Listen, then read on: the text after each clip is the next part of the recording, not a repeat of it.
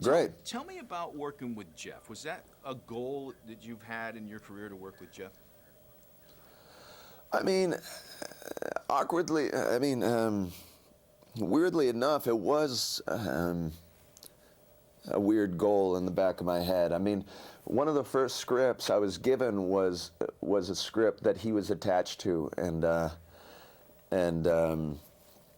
well, I mean, not one of the first scripts, but once I moved to LA, I was given the script to Door on the Floor, and you know, I read it, but they had just cast that role that very day, you know, but I mean, seeing the film, I didn't want to be in that. I thought everybody did fantastic. I would have messed it up, you know, but he's so good, man. He's such a brilliant person, and to be able to work with him, it's just so inspiring. He's a person that's inspired by all aspects of life, of literature and music and philosophy and spirituality, and I am as well. And to be able to go through this journey with him, I felt so fortunate and lucky.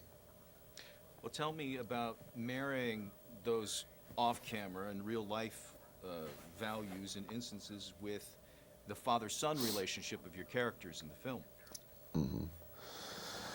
Well, no, I mean, you know, Tron Legacy is really a story of a son in search of his father.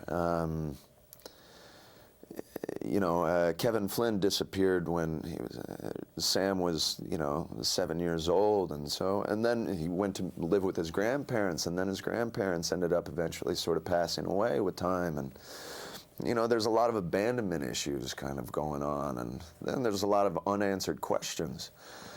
So when Alan Bradley comes by with the keys to send him to Flynn's arcade to, you know, investigate on this page, you know, it's at the brink of when Sam's already, you know, he's almost given this up. You know, it's been so long, I mean, and he goes down and gets zapped into this world now that was a myth. It was a bedtime story growing up. And now he's found out that his father actually did it. And now you got your obstacles to overcome to survive and to complete your objective, which is to get to the father, and your overall objective, which is to bring him home and to have the family you never had, to have the relationship you never had, and yeah, that's the story. Talk to me about how the technology that was in play to make this. How did you work with that to achieve your character and to get what you wanted to get done?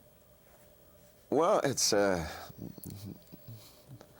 I'm not the most technologically driven person, you know, so so that was the first, you know, obstacle.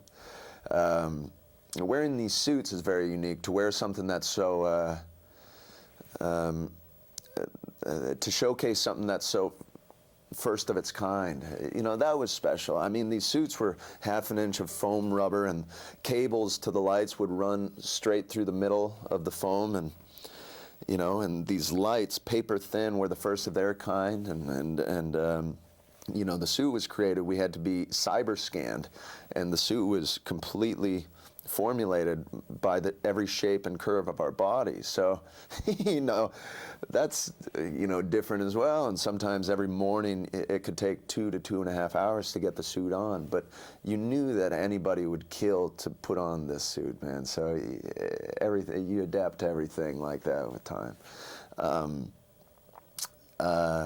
In terms of the technology of the discs and the light bikes, those are different obstacles, you know. But I just felt so lucky to be a part of this film, and to be a part of Joe Kosinski's directorial debut, man. I mean, I just feel he's the next visionary genius of our time, and you know, from being in Tron Legacy, I'm the one screaming, you know, afterwards that I was just in a Joseph Kosinski film, man. And when I watched it for the first time yesterday morning, I walked out and I didn't know the words to describe it, really. And there was undoubtedly nothing to compare it to, and I thought that was the best part about it. You know, I felt very lucky to be a part of this.